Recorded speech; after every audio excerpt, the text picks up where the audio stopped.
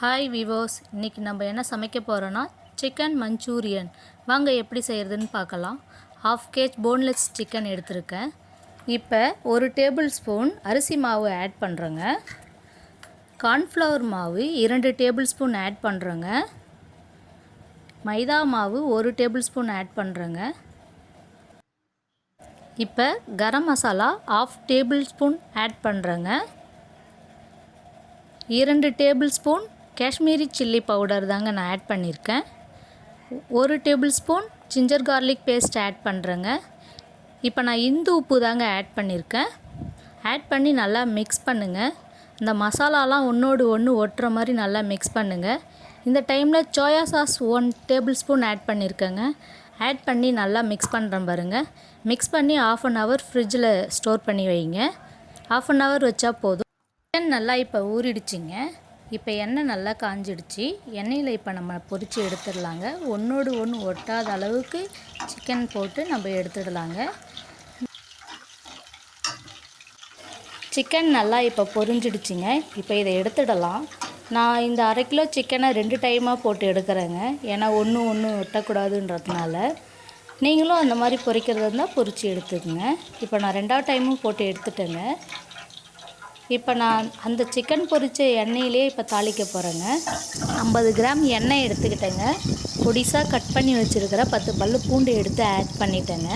அதை ஆட் பண்ணி கொஞ்சம் நல்லா ஃப்ரை பண்ணுங்க. ஃப்ரை ஆகிடுச்சிங்க.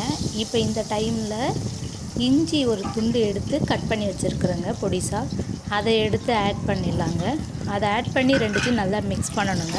இந்த இஞ்சி பூண்டோடைய அந்த ஃப்ளேவர் அந்த எண்ணெயில் இறங்கணுங்க. அது இறங்குற அளவுக்கு நம்ம கொஞ்சம் நல்லா மிக்ஸ் பண்ணி விடுங்க. இதை மிக்ஸ் பண்ணிக்கிட்டே இருக்கக்குள்ளே நம்ம கட் பண்ணி வச்சுக்கிற 3 பெரிய வெங்காயத்தை எடுத்து ஆட் பண்ணிடலாங்க. இப்போ ஆட் பண்ணியாச்சுங்க. இப்போ ஸ்டவ்வை மீடியம் ஸ்லோவில் வச்சுட்டு கொஞ்சம் நல்லா வெங்காயத்தை வதக்கி விடுங்க. ரொம்ப வதங்க தேவையில்லைங்க.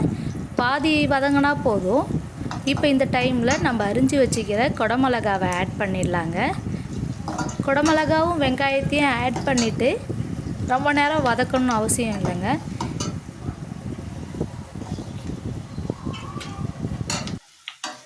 இப்போ நான் இந்த டைமில் கொஞ்சமாக உப்பு ஆட் பண்ணுறேங்க. நான் ஃபஸ்ட்டு சிக்கன்லேயே உப்பு ஆட் பண்ணியிருக்கிறதுனால இதில் கொஞ்சமாக ஆட் பண்ணியிருக்கேங்க. லாஸ்ட்டாக நம்ம டேஸ்ட்டு பார்த்து ஆட் பண்ணிக்கலாங்க. இந்த ஸ்டேஜ் போதுங்க. இது வதங்கினது கரெக்டாக இருக்குங்க. இப்போ நான் ரெட் சில்லி சாஸ் ஆட் பண்ணுறேங்க. 2 டேபிள் ஸ்பூன் ரெட் சில்லி சாஸுங்க. ஆட் பண்ணி கொஞ்சம் மிக்ஸ் பண்ணி விடுறாங்க. இப்போ 1 tablespoon green chilli sauce add பண்ணுறேங்க.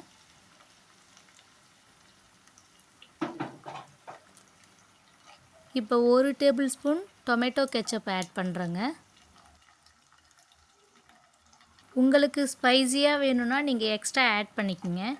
நான் இப்போ செஞ்சுருக்கிறது எங்கள் வீட்டில் இருக்கிற குட்டீஸ் சாப்பிட்றதுக்கோசம் செஞ்சுருக்கேங்க. ஸ்பைசி ரொம்ப இருக்காதுங்க. நீங்கள் ஸ்பைசி வேணும்னா எக்ஸ்ட்ரா ஆட் பண்ணிக்கோங்க. இப்போ பாருங்கள் நல்லா மிக்ஸ் பண்ணியாச்சு. இப்போ இந்த டைமில் இப்போ நம்ம பொரித்து வச்சுருக்கிற சிக்கனை ஆட் பண்ணிடலாங்க.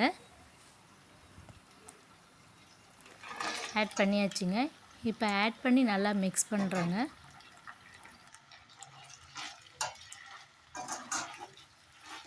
இப்போ ஆட் பண்ணி நல்லா மிக்ஸ் பண்ணி விடுறேன் பாருங்கள். நல்லா மிக்ஸ் பண்ணிவிட்டு ஒரு 3 மினிட்ஸ் வெயிட் பண்ணணுங்க.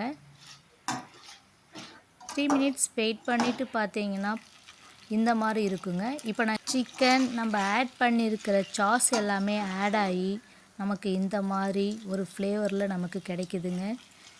இப்போ ரெடி ஆகிடுச்சிங்க. நம்மளுடைய சிக்கன் மஞ்சூரியன் ரெடி ஆகிடுச்சிங்க.